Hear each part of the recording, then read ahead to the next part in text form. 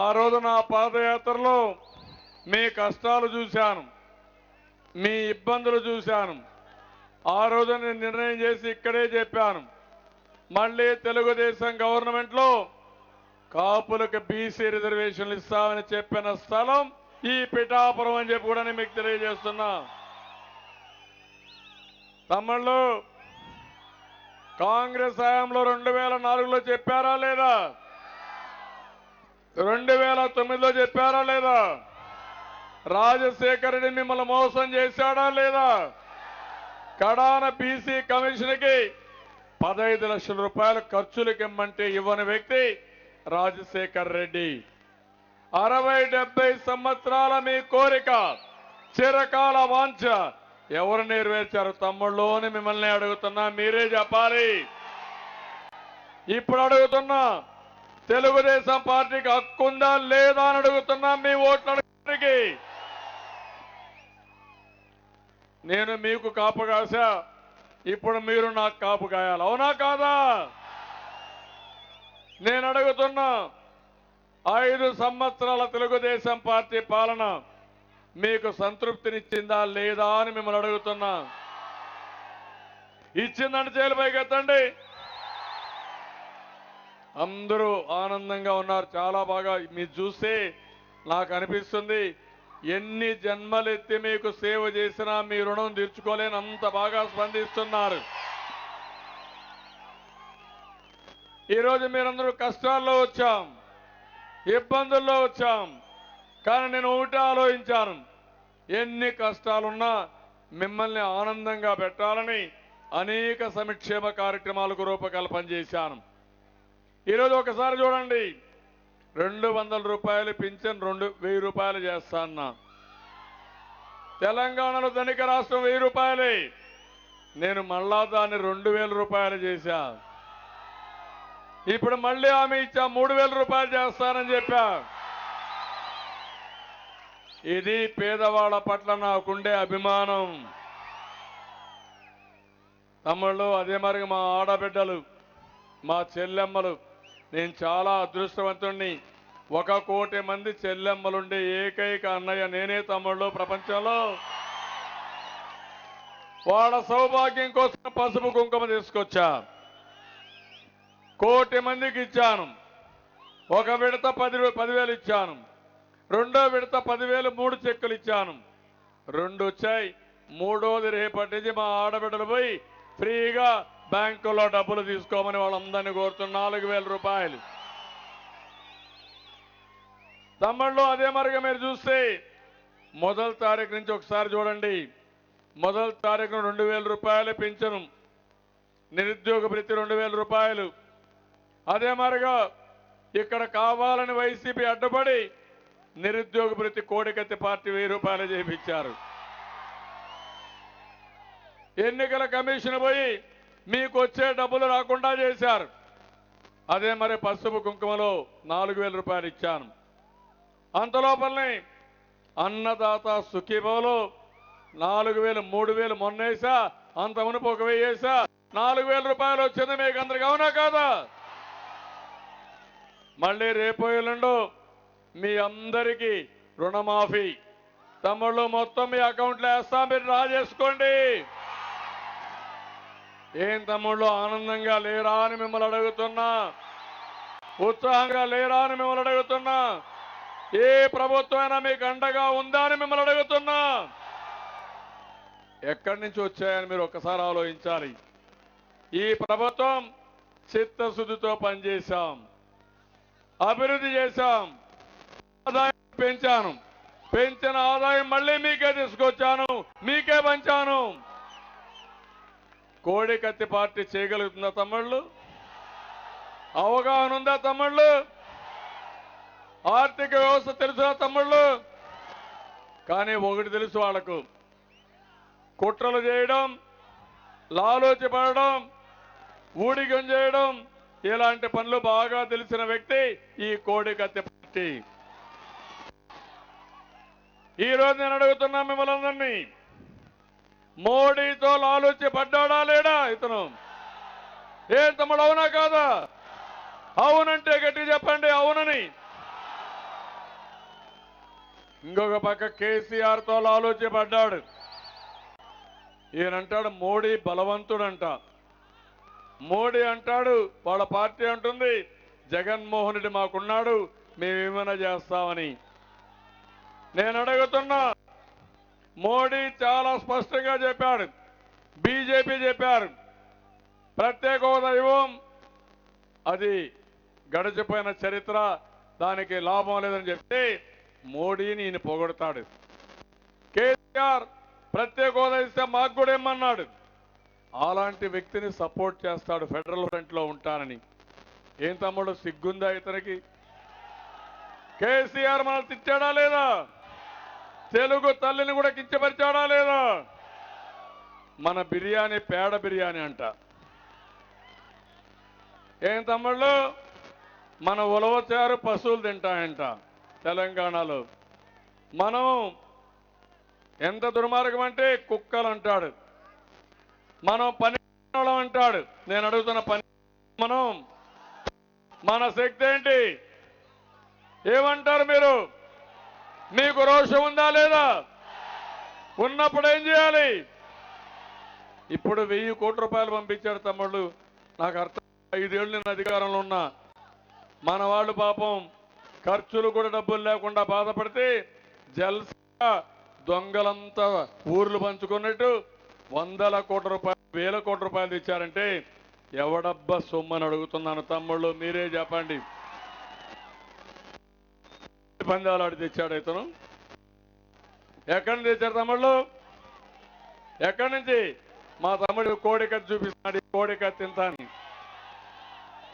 ఇంత కోడి కత్తికి ఇంత ఎంక్వైరీ, అంత కోడి కత్తి ఫైట్ లో 1000 కోట్ల రూపాయలు. ఎవరికి చెప్తావా నువ్వు? మాకు మా చెవుల్లో పువ్వు పెడతావా? నీ చెవులో పువ్వు పెడతాం మేము. డబ్బులు వచ్చాయా లేదా? ఎవరి డబ్బులు? కేసీఆర్ డబ్బులు అవునా కాదా? ఇంకొక పక్కన నరేంద్ర మోడీ డబ్బులు. అంటే నేను అడుగుతున్నా, అంటే డబ్బులు ఇచ్చి ఓట్లు కొని మా రాష్ట్రాన్ని నాశనం చేస్తారా మీరు? మా అభివృద్ధి చేయరా? మాకు రావాల్సిన ఓటా ఇవ్వరా? ఒక దుర్మార్గుడు మన దగ్గర ఉంటే ఆ దుర్మార్గుడిని అండగా పెట్టుకుని మన రాష్ట్రాన్ని నాశనం చేయాలనుకుంటే భరిస్తామా తమ్ముళ్ళు అని మిమ్మల్ని అడుగుతున్నా. క్షమిస్తామని మిమ్మల్ని అడుగుతున్నా. ప్రత్యేక హోదా ఇవ్వరు, విభజన నెరవేర్చరు.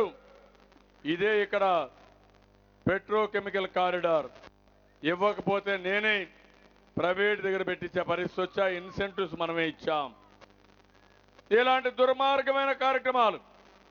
ఇంకో పక్క కేసీఆర్ దగ్గర 1 లక్ష కోట్ల రూపాయలు మన వాటా ఇవ్వాలా. తమ్ముళ్ళు, ఎప్పుడైనా ఒక కుటుంబం విడిపోతే, ఒక కంపెనీ విడిపోతే అందరికీ వాటా సమానంగా ఉంటుందా? దామాషా ప్రకారం ఏకపక్షంగా ఉంటాయా తమ్ముళ్ళు? 1 లక్ష కోట్లు రావాలి. 1 లక్ష కోట్లు ఇవ్వడానికి 1000 కోట్ల రూపాయలు ఈ జగన్మోహన్ రెడ్డికి ఇచ్చే పరిస్థితికి వచ్చారు. ఎన్నికల చూడండి, తిరుగుతుందనా? జగన్మోహన్ రెడ్డి ఎక్కడున్నాడు? లోటస్ పాయింట్ లో ఉన్నాడు. నిన్న ఎక్కడున్నాడు? ఏం పని చేస్తున్నాడు?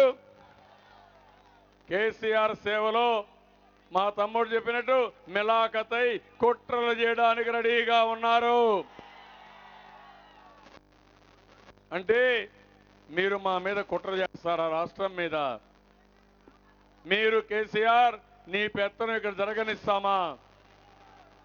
ఆంధ్ర వాళ్ళ పెత్తనం తెలంగాణలో ఎందుకన్నావు? ఇప్పుడు అడుగుతున్నా, మీ బోడి పెత్తనం మాకెందుకని నేను అడుగుతున్నా. జగన్మోహన్ రెడ్డిని అడుగుతున్నా. ఇటీవల కాలంలో పోలవరం పైన సుప్రీంకోర్టులో కేసు వేశారు. నేను ఆ రోజు ఒక మాట చెప్పాను, ఇక్కడికి వచ్చినప్పుడు నీళ్లు లేకపోతే ఏలేరుకు నీళ్లు తెస్తానని చెప్పి పురుషోత్తపట్నం లిఫ్ట్ ఇరిగేషన్ పూర్తి చేసి నీళ్లు ఇచ్చా. ఇప్పుడు నీటి సమస్య ఉందా మీకు? ఒకప్పుడు ఉందా లేదా? ఇప్పుడు వర్మను గెలిపిస్తారా లేదా? సునీల్ గెలిపిస్తారా లేదా? మీకు పనులు చేస్తారా లేదా? ఇలాంటి దుర్మార్గమైన కార్యక్రమం ఇంకోటి కూడా మీరు గుర్తుపెట్టుకోవాల్సింది, ఇక్కడే బ్రహ్మాండంగా ఎస్సీజెడ్ వస్తా ఉంది, ప్రపంచమంతా వస్తుంది. భవిష్యత్తులో పిఠాపురం నుంచి ఎక్కడికి పోయే పనిలా పిఠాపురానికే వస్తారు. ఇక్కడ ఉద్యోగాలు మీకే రిజర్వేషన్ చేస్తారని మీ అందరికీ హామీ ఇస్తున్నా. కనీసం 50% ఉద్యోగాలు ఇక్కడ వాళ్ళకే ఇవ్వాలి. అప్పుడు ఆలోచిస్తాం తప్ప మొదట ఇవ్వాల్సింది ఈ నియోజకవర్గం ఎక్కడ భూములు పోయినాయో వాళ్ళకే ఇప్పించే బాధ్యత నాది నాది నాది. ఒక్కసారి హామీ ఇస్తున్నా. మొదటి రోజుల్లో మీరు స్కూటర్లు వెళ్ళండి ఉద్యోగం కోసం, తర్వాత కార్లు వస్తాయి. మీ కళ్ళ ముందరనే పెరుగుతుంది. కియా మోటార్ వస్తుంది, అది కూడా ఎలక్ట్రికల్ మోటార్లు వస్తాయి. మళ్ళా హ్యాపీగా తిరగడానికి ఆదాయం పెంచుతా, మీ భవిష్యత్తును తీర్చిదిద్దుతా. నేను ఒకటే మిమ్మల్ని అన్ని వర్గాలను ఆదుకుంటా. బీసీలకు బీసీ బ్యాంకు అనేక విధాలుగా 21 కార్పొరేషన్లు పెట్టాం, ఆధార్ పెట్టాం, ఎస్సీ సప్లాన్ ఎక్స్టెండ్ చేశాం. అదే మరి కాపులు చేసినట్టు బ్రాహ్మణులకి, వైశ్యాస్కి, క్షత్రియాస్కి అందరికీ కార్పొరేషన్లు పెట్టా. ఈరోజు ఆలోచన ఒకటి, అందరికీ న్యాయం చేసే పార్టీ తెలుగుదేశం పార్టీ. నేను ఒకటే చెప్తున్నా, అభివృద్ధి సంక్షేమం నాకు 2 కళ్ళు. నేను అందరిగా ఉంటాను తప్ప ఏ కొద్ది మంది వాడిని కానే కాదని మరొకసారి తెలియజేస్తున్నా. 40 ఏళ్ల నా రాజకీయ జీవితంలో నీతి నిజాయితీగా బతికా. నిన్నే చూశారు జగన్మోహన్ రెడ్డి పైన 31 కేసులు. ఏ తమ్ముడు చూశారా? దేశంలో ఎవరిపైన ఇన్ని కేసులు లేవు.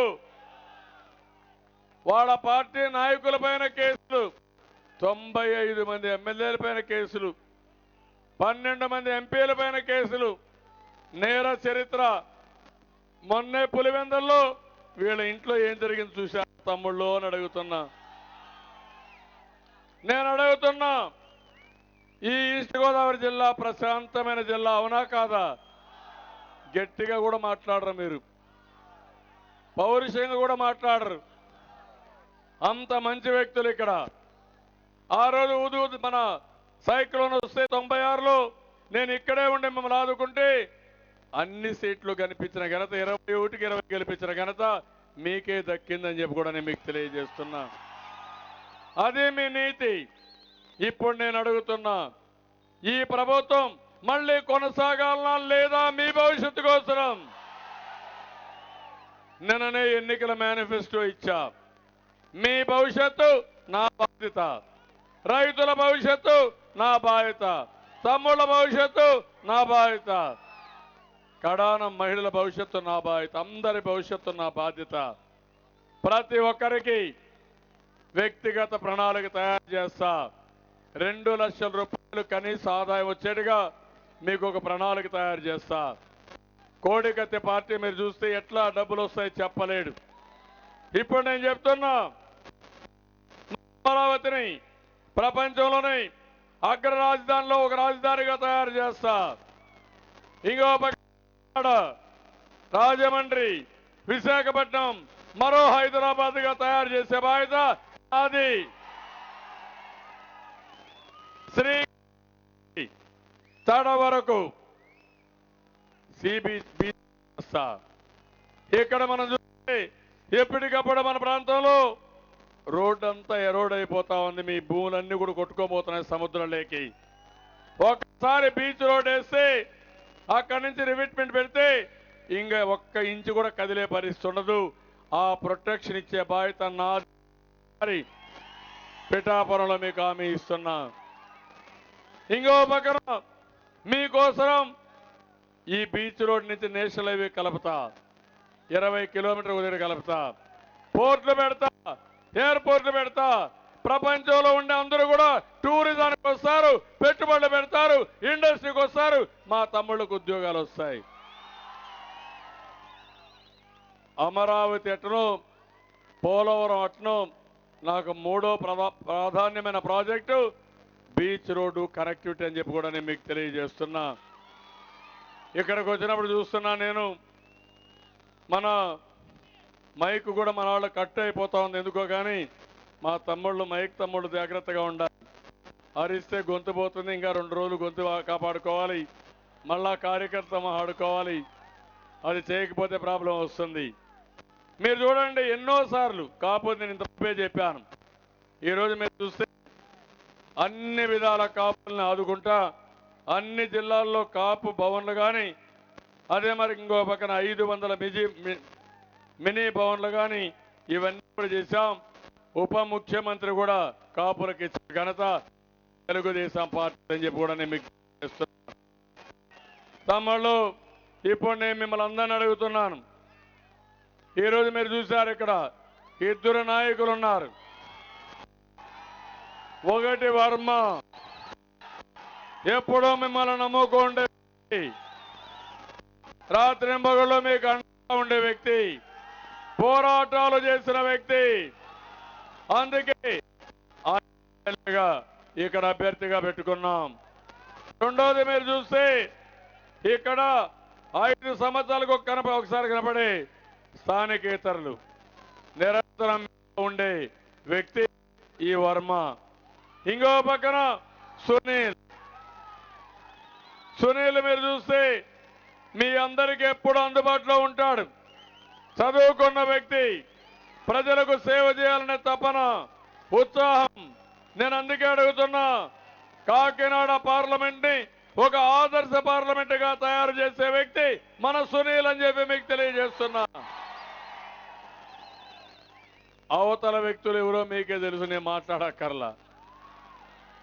లాభం ఉందా? లాభం ఉంటుందా? అందుకే మీకు అందరికీ చెప్తున్నా. ఈరోజు మీరు చూస్తే మత్స్యకారుల కోసం హార్బర్ నిర్మిస్తాం. సముద్రం కోత నుండి జియో ట్యూబులు పెట్టి ఎక్కడికక్కడ కంట్రోల్ చేస్తామని చెప్పి నేను మీకు తెలియజేస్తున్నా. పిఠాపురం భూగర్భ డ్రైనేజ్ ఇస్తాం. గొల్లపోలు కూడా భూగర్భ డ్రైనేజ్, నగర పంచాయతీకి భూగర్భ డ్రైనేజ్ ఇస్తాం.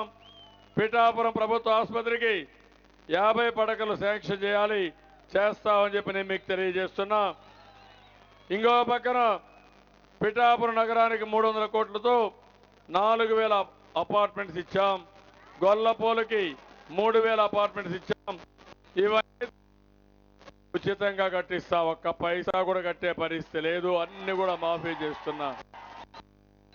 మీ భారాన్ని నేను తీసుకున్నాను. ఎందుకంటే పేదవాళ్ళకి అప్పుంటే ఎప్పుడూ అప్పు బాధల్లో ఉంటారు. ఆ నేనే భరిస్తా, మళ్ళా సంపాదిస్తా, మళ్ళీ రీపే చేస్తానని మీ అందరికీ హామీ ఇస్తున్నా. తమ్ముళ్ళు ఒకటి అడుగుతున్నా, ఇంకా చాలా డిమాండ్స్. వర్మ గారు ఉన్నారు ఇక్కడ, చాలా ఇష్యూస్ కూడా మీరు చూస్తే ఇప్పటికీ 2800 కోట్లు భవిష్యత్తులో కూడా పూర్తి అవుతుంది. నీళ్లన్నీ వస్తాయి, కాలేజీలు ఇస్తా, మిమ్మల్ని పూర్తిగా ఆదుకుంటా. నాది మరొకసారి మీ అందరికీ హామీ ఇస్తున్నా. నేను ఇప్పుడు మిమ్మల్ని కోరేది ఒకటి, సమయం తక్కువ ఉంది, ఇంకా 2 మీటింగ్లు ఉన్నాయి.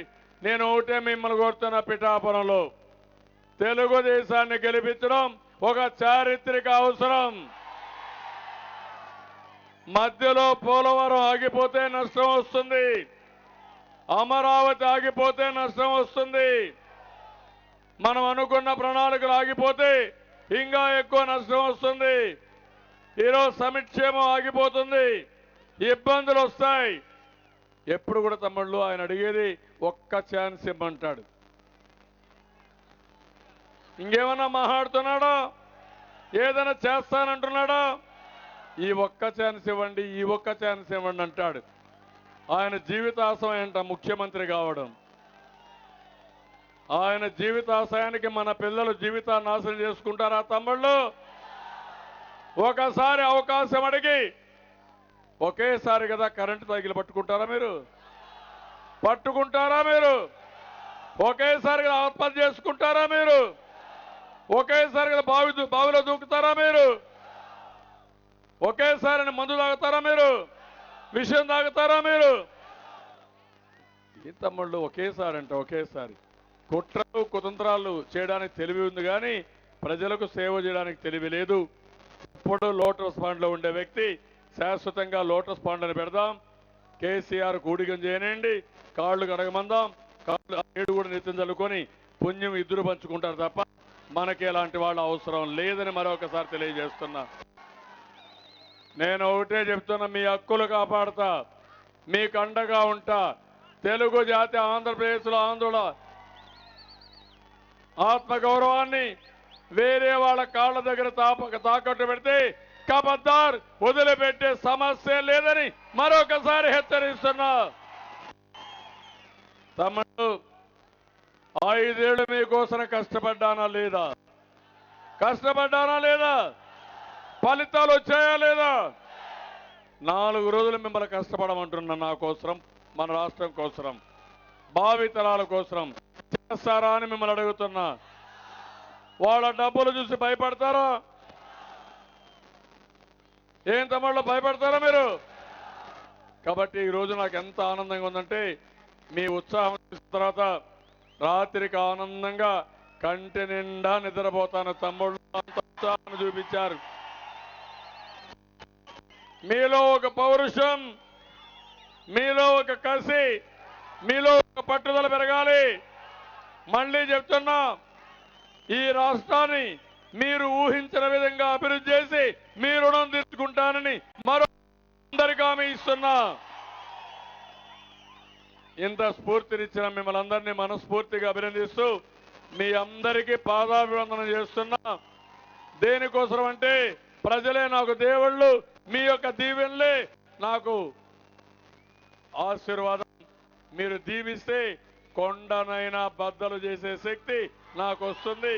ఆ శక్తి రావాలని, మీ తరపున న్యాయం కోసం పోరాడాలని మీ అందరిని కోరుకుంటూ, అందరూ కూడా దీవించిన తమ్ముళ్ళు, చిన్న పెద్ద లేదు, అందరూ దీవించవచ్చు. అందరికీ నమస్కారాలు తమ్ముళ్ళు, ఆడబిడ్డలు, తమ్ముళ్ళు నమస్కారం. అందరికీ తమ్ముళ్ళు నమస్కారం. తమ్ముళ్ళు, మీరు నాకు వయసులో కొంతమంది చిన్నవాళ్ళైనా మీకు పాదాభివందనం చేస్తున్నానంటే నా కోసరం కాదు, మీ భవిష్యత్తు కోసరం. ఆ శక్తి నాకు ఇవ్వండి అని చెప్పి అడగడానికి పాదాభివందనం చేశాను. ఈరోజు నాకు ఏం అవసరం లేదు తమ్ముళ్ళు. ఏమైనా అవసరమా నాకు? ఎవరన్నా ఏమైనా ఇస్తారా? నాకు ఏమైనా ఇవ్వగలుగుతారా? కాదు, మీ రుణం తీర్చుకోవాలి. నా తెలుగు వాళ్ళు, ఆంధ్రప్రదేశ్లో ఉండే ప్రజలు 5 కోట్ల మంది ప్రపంచంలో ఒక శక్తివంతమైనటువంటి జాతిగా తయారు కావాలి.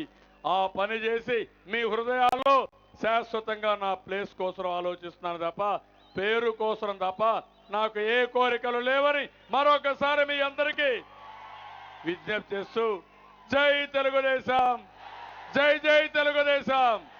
ఇప్పుడు అడుగుతున్నా, తమ్ముళ్ళు మీ ఓటు అంటే గట్టిగా చెప్పాలి. తమ్ముళ్ళు మీ ఓటు, తమ్ముళ్ళు మీ ఓటు, అమలాల మీ ఓటు. తెలుగుదేశం వర్ధిల్లాలి. తెలుగుదేశం, తెలుగుదేశం, తెలుగుదేశం. ఎన్టీఆర్ అమరాయ్, ఎన్టీఆర్, ఎన్టీఆర్, ఎన్టీఆర్.